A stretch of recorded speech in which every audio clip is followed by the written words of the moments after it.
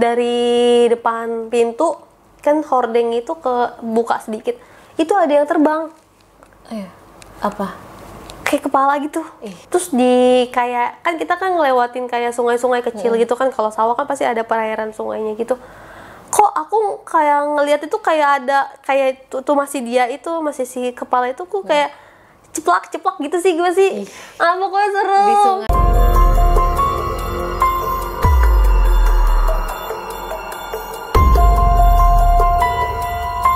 Assalamualaikum warahmatullahi wabarakatuh. Selamat datang kembali di Malam Jumat Miku. Guys, malam ini gue lagi bermain di rumahnya salah satu tim dari YouTube channel Mata Nike Indigo dengan Nike. Halo Nik. Iya. Gimana nih, sibuk apa sekarang Nik? Alhamdulillah sibuk. Ya gini aja Kak, masih sibuk penelusuran. Oke, penelusuran YouTube ya? Iya, YouTube juga. Penelusuran di ruang apa, tempat-tempat yang terbengkalai Iya, gitu? tempat-tempat terbengkalai, rumah terbengkalai, rumah sakit terbengkalai.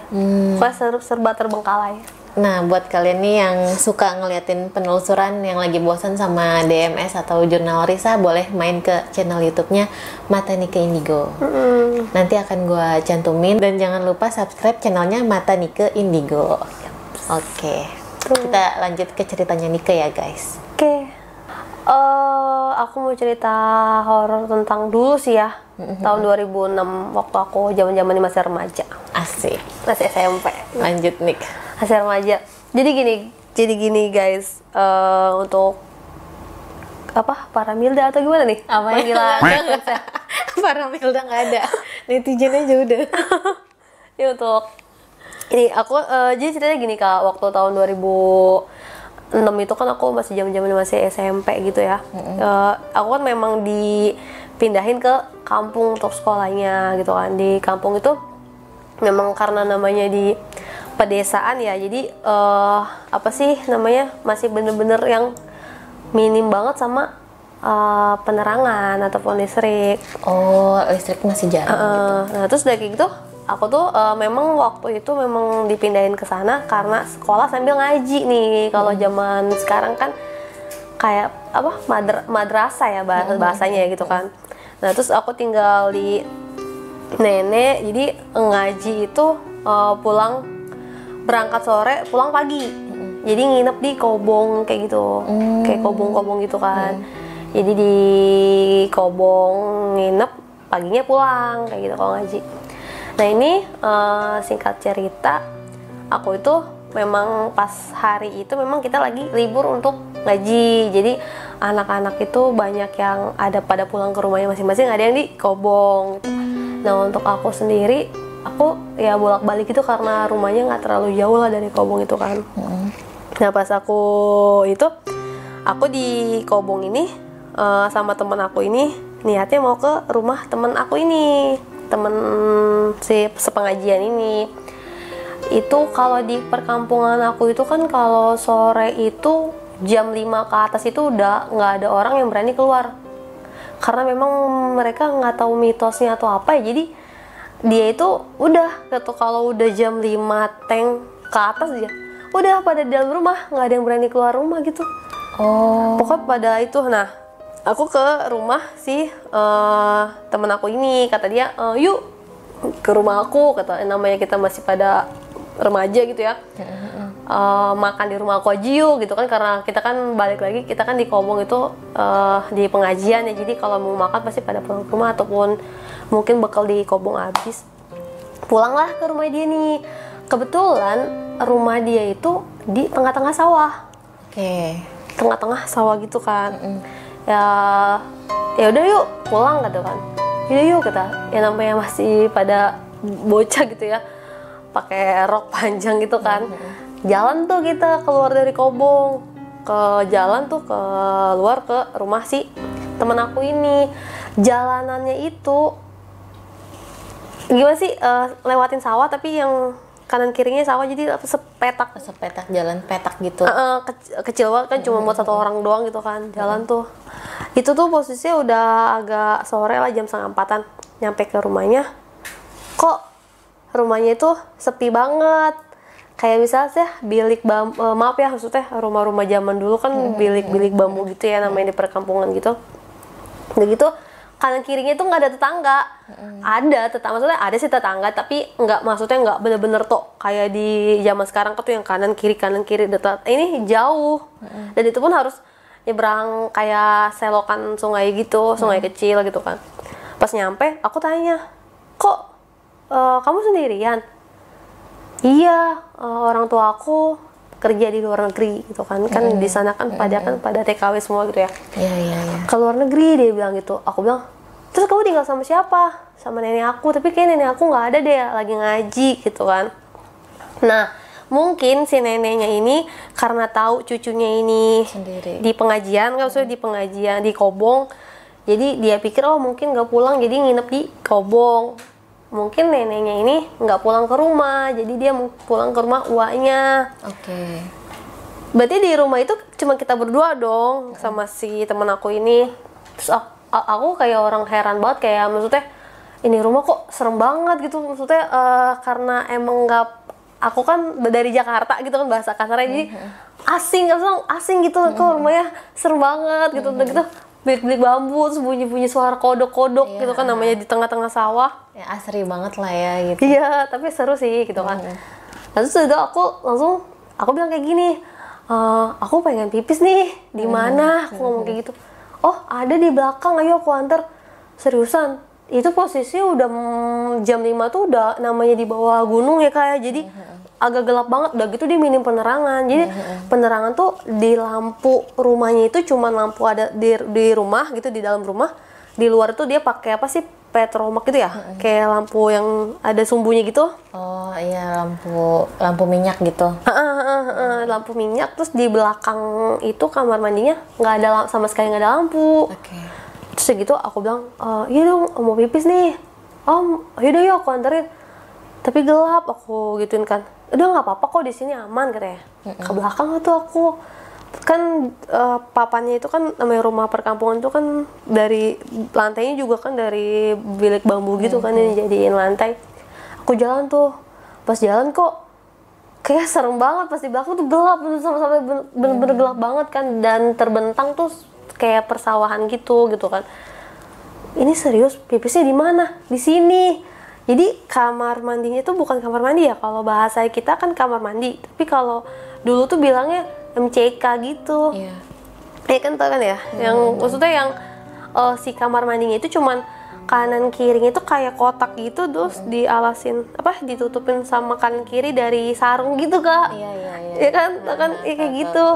Tapi di bawahnya itu jadi aliran selokan sungai gitu, aliran sungai kecil gitu kan. Jadi sok bang, pipisnya di mana ya? Aku kan nggak tahu kan, pipis di mana? Di sini katanya. Pas itu aku ya jongkok kan tuh di itu. Aku lihat kok kayak ada yang ngintip di samping ini, samping kan dia kotak gitu bentuknya. Kanan kiri kan ada sarung-sarung terus pakai bilik-bilik bambu gitu kan. Kok ada yang ngintip? Aku bilang. Aku teriak. Terus aku bilang ke temen aku, ada orangnya? Nggak ada, kan ini tengah-tengah sawah. Maksudnya pokoknya intinya dia bilang ini kan di rumah ini kan cuma kita berdua. Enggak, kok tadi ada yang ngintip. Siapa? Katanya nggak ada orang. Aku bilang, udah nggak beres nih, aku bilang gitu. Ayo kita balik ke Kobong aja, ini udah malam Mil, katanya gitu kan. Dia kan manggil aku Mila kan gitu kan. Ini udah malam Mil. Seriusan? Bisa, ayo cepet kita pakai senter. Jangan katanya, karena mitosnya di daerah aku itu katanya nggak boleh keluar setelah habis maghrib. Pokoknya jam 5 tuh udah pada masuk, jam 5 ke atas udah pada nggak ada yang berani keluar. Karena memang mitosnya itu ada orang kayak sugih gitu, maksudnya pesugihan gitu, tapi dia tuh kayak menyerupain apa sih kalau zaman sekarang tuh kuyang gitu. Jadi cuma kepala doang yang badannya itu gitu kan. Karena memang katanya dari desa sebelah yang di bawah gunung itu. Terus karena aku di situ posisinya nggak tahu, karena aku juga kan baru juga kan tinggal di situ baru beberapa bulan kan. Kata dia, jangan, pokoknya jangan, katanya gitu kan. Ulah kata dia gitu. Aku bilang gini, enggak apa-apa, kita pakai senter aja gitu kan. Gak usah takut. Ih jangan, udah kita nginep sini aja. akhirnya tuh kita berdebat, kita diem tuh di situ karena memang udah nggak ada TV, cuman ada radio aja karena memang listriknya juga terbatas ya, jadi cuma terbatas lah. Terus aku bilang karena dulu nggak ada handphone loh gitu kan, sama sekali aku nggak punya handphone, temen aku nggak punya handphone. Aku bilang ini, aku dalam hati mikir ini kita udah sama tetangga jauh, kita di tengah-tengah sawah, nenek kamu nggak ada, terus udah kayak gitu kita masih pada remaja gitu ya, masih pada bocah gitu. Ini kalau ada apa-apa di rumah ini gimana nih gitu kan, bukan masalah manusia ataupun hantu ya itulah pokoknya itu berdua. Terus, kata aku di ruang tamu itu kita nggak berani di kamar.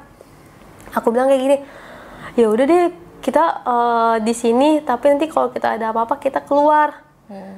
Tapi ini udah jam 7, itu jam 7 aja tuh berasa jam 12 malam loh Kak. Iya, karena namanya di kampung kan. Seriusan, beneran. Iya, jam 7 tuh berasa jam 12 malam. Kayak bener-bener nuansanya itu serem mencekam banget gitu kan. Nah pas kita lagi pada ngobrol, kita tuh ngobrolin tuh ngedebatin gimana caranya kita keluar. Gitu, maksudnya gimana caranya kita ke Kaubong lagi. Pas itu kan namanya di perkampungan itu pasti identik banget sama rumahnya itu yang ada jendela kayunya. Iya. Kayak gitu kan. Nah terus udah gitu si di jendela kayunya itu kok ngek gitu kebuka sendiri. Aku bilang, itu apa Ren? Nggak tahu katanya gitu. Coba kamu yang lihat. Enggak, kamu aja. Lah kan kamu yang punya rumah. Aku bilang, enggak, aku nggak mau, katanya takut. Yaudah tuh temenin tuh. Baru melangkah maju ke jendela, ketutup. Kita teriak dong, ini masih pada bocah. Takut. Terus udah gitu dari depan pintu kan hordeng itu buka sedikit, itu ada yang terbang. Apa? Kayak kepala gitu. Seriusan. Kepala aku gede kan jadi merinding kan. Di luar ini iya. Rumahnya. Jadi seolah-olah tuh kita kayak dikelilingin gitu, maksudnya diiterin gitu. Dikelilingin kan, bahasanya dikelilingin gitu. Terus aku langsung bilang kayak gini, itu tadi apa? Nggak tahu katanya. Aku mau ke nenek, dia bilang gitu. Ya ampun, dia nangis mau ke nenek. Terus aku kayak gimana? Ya kita masih pada SMP, zaman SMP semana sih ya kan, masih pada itu. Terus aku bilang, yaudah yuk cepetan kita pulang, kita ke Kaubong. Aku gituin kan, pulang ke Kaubong. Terus kata dia, ini di luar takut ada orang. Iya, yaudah kita kunci pintu. Aku bilang gitu, yaudah kita di sini aja, mungkin aman di sini. Kita kunci tuh buru-buru tuh. Aku tuh berharap ada orang yang datang gitu, maksudnya yang ngetok-ngetok atau nanya apa gitu ya, tetangga walaupun jauh jaraknya kan maksudnya. Terus gitu kok aku gini loh Kak, jadi si rumahnya itu kan bilik-bilik temboknya itu kan bilik-bilik bambu yang anyaman bambu gitu kan. Pasti kan kalau ada bolong sedikit kelihatan dong, ya kan kelihatan. Aku pun saat itu pas aku ngelihat di balik hordeng itu, di sedikit ada celah hordeng itu kelihatan ada yang terbang, itu aku jadi kayak merhatiin setiap sudut. Aku melirik sana sini. Oh iya, pintu belakang. Aku mau gitu, Ren, pintu belakang tadi ditutup nggak? Ditutup karena memang pintunya juga gimana sih yang dari kayu gitu, yang rewat banget Kak, yang ditutup gitu, yang bunyi ngek gitu kan. Langsung buru ditutup tuh. Pokoknya udah serem banget deh.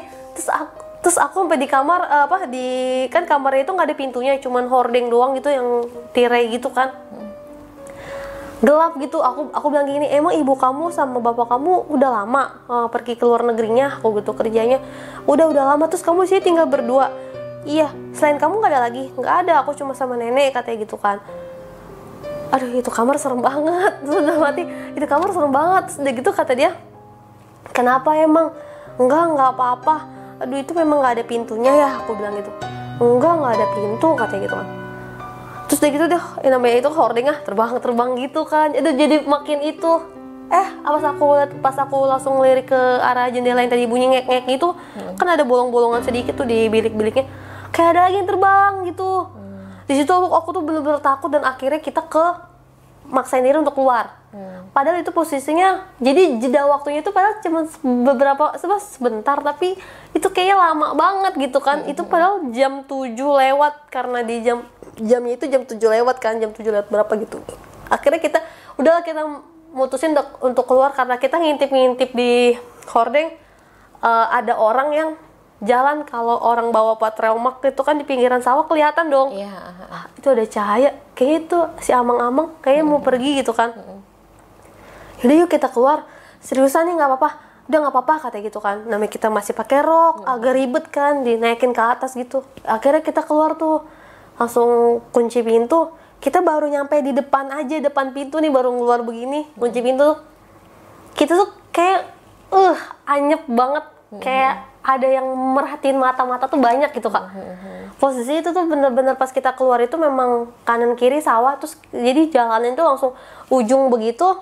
Di situ ada pertigaan, di sini ada rumah lagi gitu kan, yang dihalanginnya sama sawah gitu, sawah petakan. Sedangkan kobong kita tuh agak di sana, jadi jaraknya tuh ya lumayan lah gitu kan. Aku pas berdiri situ, aku mikir kita harus ngelewatin beberapa titik untuk nyampe ke sana. Jauh ya. Itu serem banget. Kayak uji nyali. Kayak uji nyali beneran, itu aku serem banget. Terus aku bilang kayak gini ke temen aku, ntar kalau mati di jalan gimana makanya aku gituin kan. Aku nggak kelihatan loh jalanan, aku gituin kan, karena aku memang minus kan. Dia bilang nggak apa-apa yuk gitu.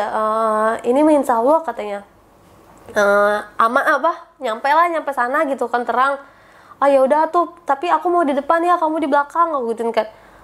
Kamu mah itu di situ debat lagi namanya anak bocah kan. Akhirnya ya udah, temen aku di belakang, aku di depan gitu. Aku yang bawa lampu tuh, temen aku udah megangin baju aja kan. Pas kita keluar dari pagarnya dia kan, pagar tanaman gitu yang kalau buat ituin sawah kan gitu, jadi begini rumahnya kotak gitu. Keluar kita jalan tuh buru-buru sambil nyingsitin rok jalan gitu. Kayak di belakang pas nengok tuh emang ada yang lagi ngiterin kak. Si kepala itu badannya merah gitu. Jadi nyala kayak bola api. Padahal sebenarnya kalau kita lihat sekilas tuh memang kayak bola api yang lagi terbang gitu kak, ngelilingin gitu. Terus aku langsung ayo lari, aku bilang lari tuh sampai temen aku tuh sendalnya jatuh ke dalam sawah. Jadi gue kepleset gitu, sendalnya nyemplung ke sawah kan. Aku udah biarin aja, udah ayo kita lari. Sampai akhirnya tuh aku lari ke itu, udah larinya udah jalanan sempit. Lari udah nggak mikir entar gue kalau jatuh gimana nih gitu kan, udah nggak mikir itu. Akhirnya lari, terus kayak kita ngerasa kayak dikejar-kejar gitu kak. Ngerasa tuh kayak dikejar-kejar sama tuh ke kepala sih kalau yang aku lihat ya gitu kan. Aku nggak tahu sih aku halusinasi atau enggak, tapi emang beneran tuh kepala gitu kan, ada rambutnya gitu. Cewek lah rambutnya panjang, terus ini apa sih namanya dalemannya gitu yang jatuh, organnya kuyang lah ya. Iya bahasa sekarang kan kuyang ya gitu kan. Aku langsung di jalan tuh sambil lari tuh aku langsung keinget gini, apa jangan-jangan ini yang digosipin sama orang-orang, yang diomongin sama orang-orang, dan yang diomongin sama guru ngaji aku.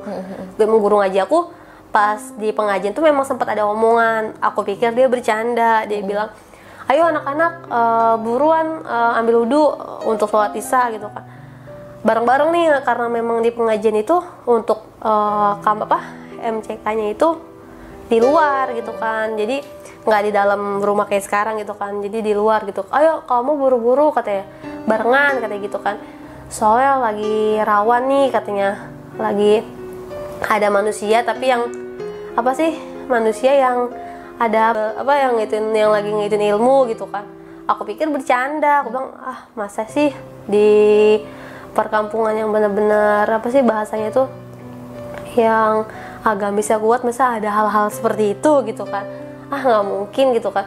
Ternyata yang diomongin guru ngaji aku tuh ternyata bener gitu. Dan aku ya kayak gitu, kayak orang awalnya nggak percaya gitu kan. Sebagai cerita aku lari, akhirnya nyampe tuh di satu rumah. Ada tuh rumah tuh di situ, rumahnya memang kecil. Terus aku berhenti, kata aku gini, kamu kenal nggak sama tetangga kamu ini? Enggak ada, aku mah nggak pernah keluar katanya. Aduh, enggak, kalau kenal kita mampir aja, aku bilang gitu, minta dianterin sama si amangnya. Ya aku nggak kenal. Yaudah lanjut aja yuk, katanya lanjut. Terus kayak kan kita kan ngelewatin kayak sungai-sungai kecil gitu kan, kalau sawah kan pasti ada perairan sungainya gitu. kok aku kayak ngelihat itu kayak ada kayak itu masih dia itu masih si kepala itu kok kayak ceplak gitu sih gue sih. Pokoknya seru. Di sungainya itu ya. Pokoknya gue sih kayak jalan gitu. Iya gini sih. Organnya itu nyemplung sedikit nyemplung naik gitu. Aku tuh langsung kok kayak bunyi aku bilang aku langsung ngomong begini. Itu gue nggak salah lihat. Aku bilang aku nggak salah. Terus aku kayak dia ngejar gitu kan. Ayo Ren buru katanya. Iya ini juga, ya cepetan narik aku ya aku gimana mau lari gitu kan. Akhirnya sampailah aku ke si kobong aku tuh, ke pengajian aku tuh langsung gedor anak-anak kobong kan. Kata aku Assalamualaikum. Akhirnya dibuka tuh sama dia.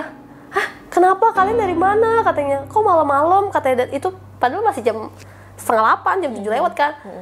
Enggak dari rumah si Reni aku bilang gitu kan. Ayo masuk katanya. So aku tuh situ udah kayak temen aku tuh kayak gimana sih kayak orang Shock. Iya shock gitu kayak orang sawan gitu. Jadi kayak gimana sih kayak bengong. Padahal tadi di jalan nggak kenapa-napa gitu kan. Pas dia kayak bengong gitu kan. Terus sama guru ngaji aku langsung diobatin gitu kan. Guru ngaji aku langsung ngomong kayak gini si ajengannya gitu kan. Emang kamu habis dari mana? Aku tuh yang diwawancarain tuh yang ditanya. Iya habis dari rumahnya si Reni Pak, terus ada ini aku jelasin. Ya ampun katanya, nih minum, aku dikasih air putih gitu kan segelas yang udah dibacain sama dia gitu kan.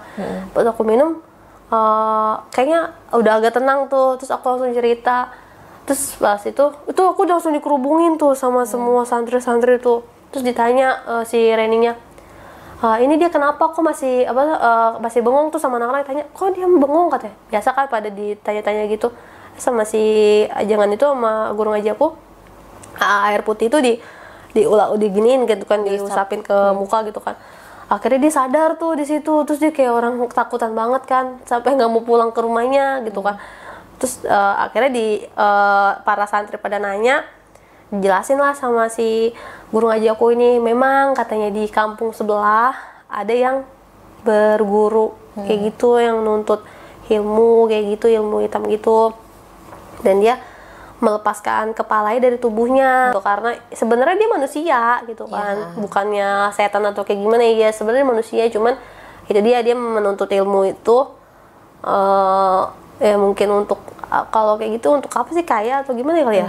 Entah untuk awet muda, entah untuk percintaan atau rezeki, adalah tergantung dia tujuannya apa. Iya, jadi kata dia katanya dia memang di kampung sebelah, terus di situ santri-santri pada kayak orang takut gitu kan, ibaratkan gue nggak mau keluar malam gitu, nggak mau pulang malam, jadi pulang pagi aja, bener-bener tok pagi gitu kan.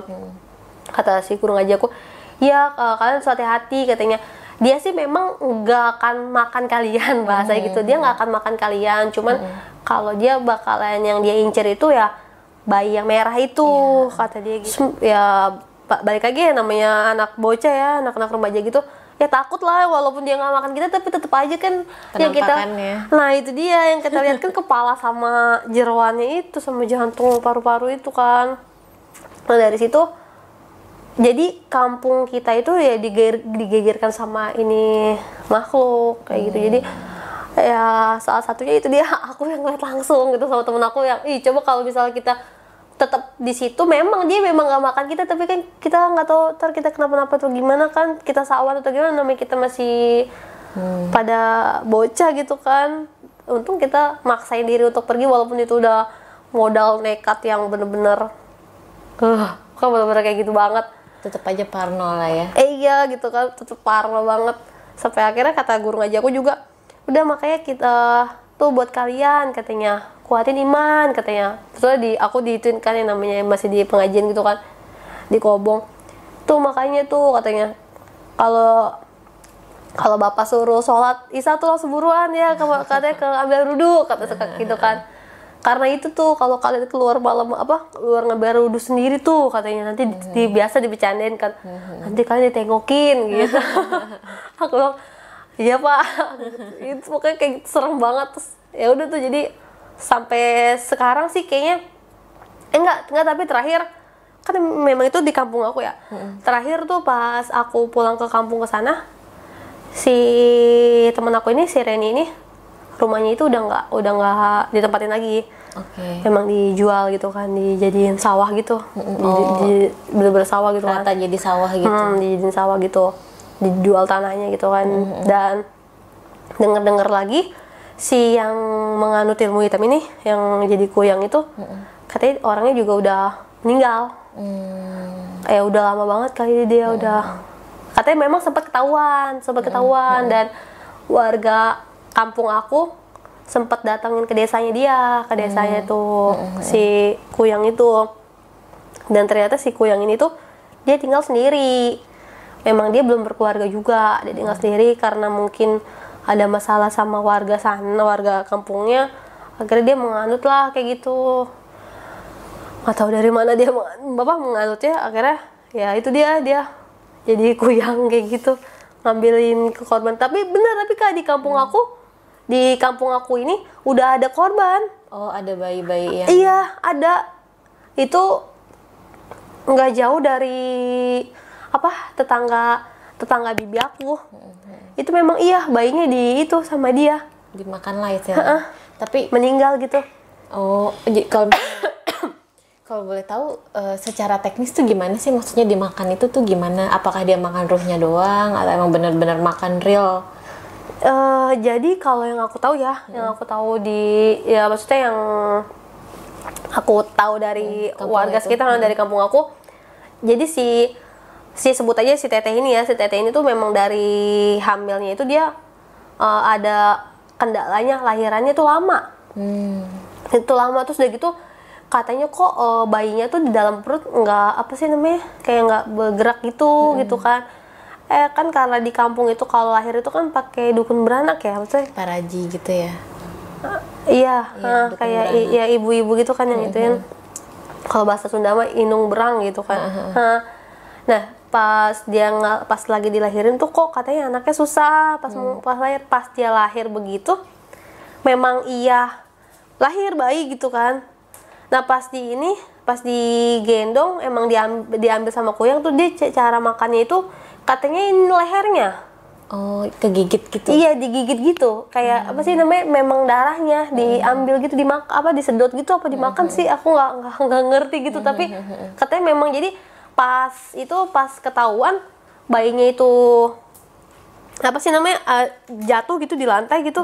Dan itu memang posisinya ininya tuh udah kayak bekas patokan ular, bekas gigitan gitu. Ya gitu cara itunya. Terus udah meninggal bayinya. Tahu nggak nih berapa bayi itu yang jadi korban?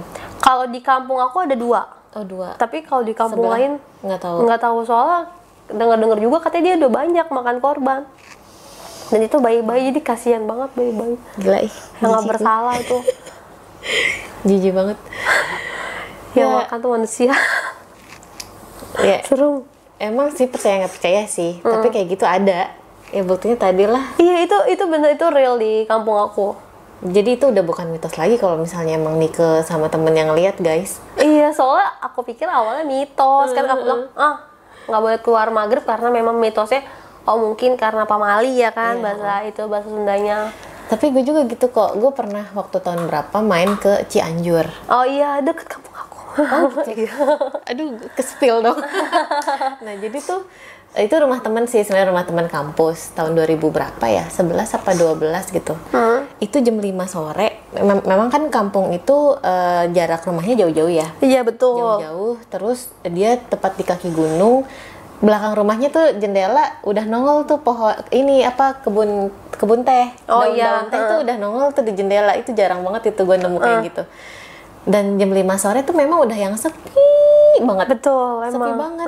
Karena ya memang bagi mereka maghrib itu lu udah harus di rumah gitu. Betul, harus dalam rumah harus gitu. Dalam rumah. Kalau untuk keluar-keluar tuh nggak boleh gitu. Kan banyak nih kita anak-anak zaman sekarang yang masa sih gitu. Iya. Primitif banget. Betul. Coba kalian main ke kampung deh. Karena emang aturannya tuh begitu gitu. Betul. Ya di mana bumi berpijak, di situ kita langit dijunjung lah ya. Iya. Gila Nike, thank you banget loh ceritanya. Seriusan, serem banget Kak. Iya, main Kak ke sana kapan-kapan? Iya. Enggak, tapi kalau sekarang sih memang udah banyak Udah banyak lampu. Oh, udah modernisasi lah ya. Iya, udah banyak listrik. Dulu tuh nggak ada sama sekali. Jarang listrik itu jarang banget. Kebanyakan pakai dia alat bantu penerangan tuh dari Petromak itu. Ya, lentera lah atau lampu minyak gitu kan. Gila sih. Tahun berapa itu nih? 2006. Oh, 2006 ya? Iya. Gokil guys, gokil. Aku nyampe merinding loh ceritain. Itu udah lama banget loh, tapi aku ceritainnya merinding. Tapi lebih merinding lagi kalau penelusuran kayaknya ya. Betul. Jadi kalian kalau misalnya yang suka penelusuran nih jangan lupa mampir ke Mata Nike Indigo. Channel Mata Nike Indigo. Nanti akan gue cantumin di link deskripsi. Ya, subscribe ya. Oke deh, mungkin malam Jumat Miku sampai sini aja. Sebelumnya terima kasih banget Nike sama-sama ceritanya. Luar biasa bikin bergidik ya. Dan ya semoga kalian nggak ada yang kayak gitu lah ya. Jangan ada. Iya, menganut ilmu hitam atau apapun janganlah, karena kan yang namanya awalnya buruk akhirnya juga pasti akan buruk. Iya. Oke, gue Milda pamit undur diri bersama Nike, Mata Nike Indigo. Wassalamualaikum warahmatullahi wabarakatuh. Dah.